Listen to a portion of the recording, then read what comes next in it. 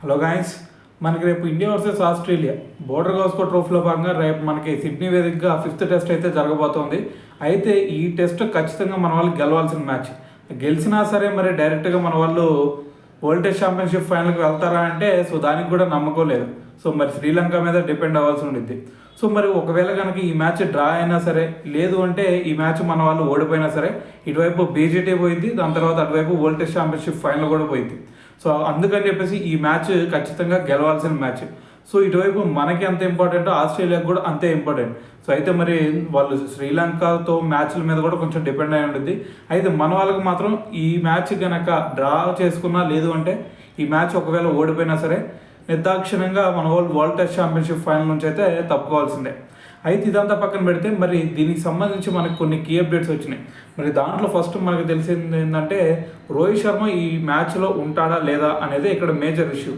అయితే దానికి సంబంధించి మరి మార్నింగ్ కూడా అందరికి డౌట్ వచ్చి ఉండిద్ది. మనకి ప్రెస్ మీట్ పెట్టినప్పుడు గౌతమ్ గంభీర్ ఒక్కడు మాత్రమే వచ్చాడు.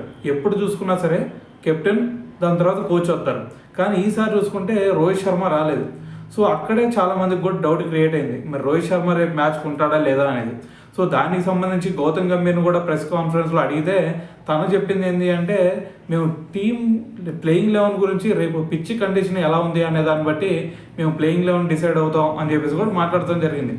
అయితే ఈ రెండు చాలు. మరి రోహిత్ శర్మ రేపు ఆడుతున్నాడా లేదా అనేది తెలియాలి అంటే మరి దీన్ని బట్టి అయితే మనకి రోహిత్ శర్మ ఖచ్చితంగా ఆడడు అని అయితే మరి దీని గురించి అయితే అర్థమవుతుంది. అయితే ఇదంతా పక్కన పెడితే మరి ఈరోజు మనకి కొన్ని ట్రస్టెడ్ వెబ్సైట్ నుంచి అయితే మరి మనకు ఒక ఇన్ఫర్మేషన్ అందింది. అదేంటంటే మనకి రేపు ఆడబోయే ఇండియన్ క్రికెట్ టీంలో 2 చేంజెస్ చేయబోతున్నారు అని చెప్పేసి. ఫస్ట్ చేంజ్ వచ్చేసరికి శుభ్మన్ గిల్ రాబోతున్నాడు ఎవరి ప్లేస్లో, రోహిత్ శర్మ ప్లేస్లో. దాని తర్వాత సెకండ్ చేంజ్ వచ్చేసరికి ఆకాశ్దీప్ ప్లేస్లో మనకి ప్రసిద్ధ్ కృష్ణ ఎంట్రీ ఇవ్వబోతున్నాడు అని చెప్పేసి మనకి ఈ 2 అప్డేట్స్ అయితే వచ్చినాయి. అయితే దీంట్లో ఆకాశ్దీప్కి ఇంజూర్ అయింది అని చెప్పేసి మనకి మార్నింగ్ ఒక అప్డేట్ వచ్చింది. అందుకని చెప్పేసి తన బదులు ప్రసిద్ధ్ కృష్ణని తీసుకోబోతున్నారు. అయితే ఇక్కడ రోహిత్ శర్మ గురించి మరి రోహిత్ శర్మనే తప్పుకున్నాడా, లేదు అంటే రోహిత్ శర్మని తప్పించారా అనే విషయం మీద చాలామందికి డౌట్ ఉండొచ్చు.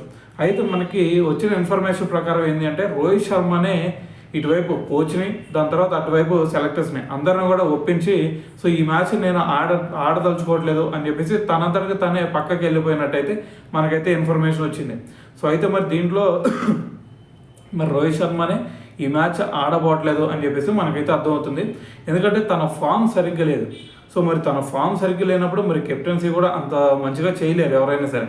అందుకని చెప్పేసి తన పక్కకు వెళ్ళిపోతున్నాడు అని చెప్పేసి అయితే మనం అనుకోవచ్చు.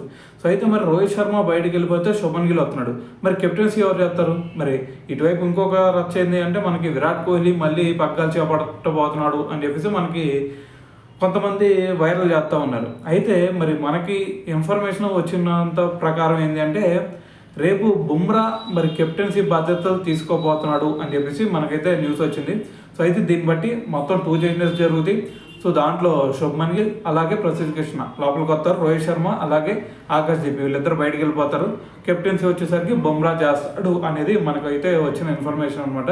అయితే ఇది పక్కన పెడితే మరి రేపు కండిషన్స్ ఎలా ఉండబోతున్నాయి, మరి సిడ్నీ వేదికగా జరుగుతుంది, మరి దీంట్లో మరి మన వాళ్ళ స్టాట్స్ ఎలా ఉన్నాయి, మరి పిచ్ కండిషన్ ఎలా ఉండబోతుంది అనే దాని గురించి మాట్లాడుకుందాం.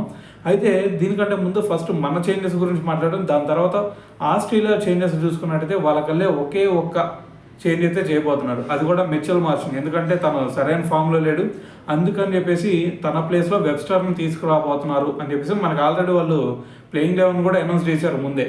లాస్ట్ మ్యాచ్లో కూడా ముందే అనౌన్స్ చేశారు, ఇప్పుడు కూడా ముందే అనౌన్స్ చేశారు.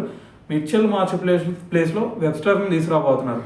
అతను చూసుకుంటే పిచ్కి అనుగుణంగా అది పిచ్ స్పిన్నర్స్కి అనుకూలిస్తే స్పిన్ వేయగలుగుతాడు, దాని తర్వాత పేస్ బౌలింగ్కి అనుకూలిస్తే పేస్ బౌలింగ్ వేయగలుగుతాడు. ఇలాగ మనకి లాస్ట్ మ్యాచ్లో చూసుకున్నట్టయితే లబుషేన్ అలాగైతే మరి పంత్ను అవుట్ చేయడానికి మనకి ఐ థింక్ టీ బ్రేక్ ముందు అనుకుంటా. టీ బ్రేక్ ముందు అతను మామూలుగా చూసుకుంటే స్పిన్నరు, కానీ ఆ ఓవర్ చూసుకున్నట్టయితే టీ బ్రేక్కి ముందు ఓవర్ చూసుకున్నట్టయితే రిషబ్ పంత్ స్ట్రైక్లో ఉన్నాడు. అప్పుడు మరి వికెట్ తీయటం కోసం తీసుకొచ్చి తన చేత ప్యాట్ కమిన్స్ పేస్ బౌలింగ్ వేయించాడు. ఇలాగే ఇటువైపు వెబ్స్టర్ చూసుకున్నా సరే 2 రకాలుగా బౌలింగ్ చేయగలుగుతాడు. మరి 2 డైమెన్షనల్ అనుకోవచ్చు. ఈ విధంగా వాళ్ళకల్లే ఒక చేంజ్ మాత్రం జరిగే ఛాన్స్ ఉంది, మనకల్లే 2 చేంజెస్ అయితే జరుగుతాయి. అయితే మరి ఇక్కడ పిచ్ కండిషన్ చూసుకున్నట్టయితే మనందరికీ తెలిసిందే, ఇక్కడ మనకి రీసెంట్గా కొన్ని పిక్స్ కూడా బయటకు వచ్చినాయి. దాంట్లో ఏంటంటే మనకి గ్రాసీ పిచ్ ఉంచబోతున్నారు అని చెప్పేసి. గ్రాసీ పిచ్ అయితే 2 days వరకు మరి బౌలర్స్తో పండగ చేసుకోవచ్చు. సో దాంతోపాటు ఇక్కడ మరి బ్యాటింగ్ యావరేజ్ చూసుకున్నా సరే 4th ఇన్నింగ్స్లో మరి ఇక్కడ చేజ్ చేయడం అనేది చాలా కష్టం. సో మ్యాక్సిమం చూస్తే ఇక్కడ ఎవరైతే ఫస్ట్ బ్యాటింగ్ చేశారో వాళ్ళే ఎక్కువ మ్యాచ్లు గెలవడం జరిగింది. సో దాంతోపాటు ఇక్కడ చూసుకుంటే మన వాళ్ళకి దాదాపు ఇప్పటి వరకు సిడ్నీ టెస్ట్లో మనకి దాదాపు నాకు తెలిసి ఒక్క మ్యాచ్ గెలిచినట్టున్నారు ఇక్కడ. సో మిగతా అన్నీ కూడా ఓడిపోవటం, లేదు అంటే డ్రా చేసుకునే సందర్భాలు ఎక్కువ ఉన్నాయి. సో కానీ అటువైపు ఆస్ట్రేలియాకు చూసుకున్నట్టయితే ఇది ఒక కంచుకోట అని చెప్పాలి. సో మరి ఇక్కడ వాళ్ళు గెలిచిన సందర్భాలు కూడా ఎక్కువ ఉన్నాయి. సో అయితే మరి ట్రాక్ రికార్డ్ చూసుకుంటే మరి ఆస్ట్రేలియా వైపే ఎక్కువ మరి ఫేవరబుల్ కండిషన్స్ ఉండే ఛాన్స్ ఉంది. సో ఏదేమైనా సరే మరి ఫస్ట్ 2 days మాత్రం మరి ఖచ్చితంగా బౌన్సీ పిచ్, మరీ అంత బౌన్స్ అయితే ఉండకపోవచ్చు. సో కాకపోతే గ్రాసీ పిచ్ కాబట్టి కొంచెం పేసర్స్కి అనుకూలించింది. దాని తర్వాత బ్యాట్స్మెన్స్ కూడా కొంచెం పండగ చేసుకోవచ్చు. అలాగే మరి ఇక్కడ టాస్ ఎవరైనా గెలిస్తే ఫస్ట్ బ్యాటింగ్ తీసుకునే ఛాన్సే ఎక్కువ ఉంది. ఎందుకంటే ఇక్కడ మరి మీ అందరికి తెలిసే ఉంటుంది యావరేజ్ మరి స్కోర్ చూసుకున్నా సరే ఇక్కడ చాలా తక్కువగా ఉంది. 4th ఇన్నింగ్స్లో మరి చేజ్ చేయడం అనేది చాలా కష్టం. సో అందుకని ఏ కెప్టెన్ అయినా సరే ఫస్ట్ టాస్ గెలిస్తే ఖచ్చితంగా ఫస్ట్ బ్యాటింగ్ తీసుకునే సిచ్యువేషన్ అయితే ఉండిద్ది. సో అయితే మరి రేపు వర్షం పడే ఛాన్స్ ఏదైనా ఉందంటే వర్షం పడే ఛాన్స్ ఏమీ లేదు. కానీ ఈ పిచ్లో చూసుకుంటే అంతకుముందు మనకి డ్రా మ్యాచెసే ఎక్కువ జరిగిన సందర్భాలు అయితే ఎక్కువ ఉన్నాయి మనకి.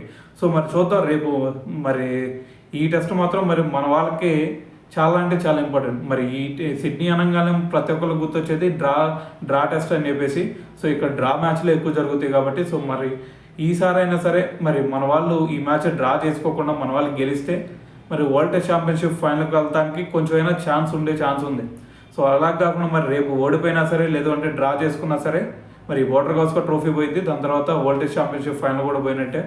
సో మరి చూద్దాం ఏం జరిగిద్ది అనేది.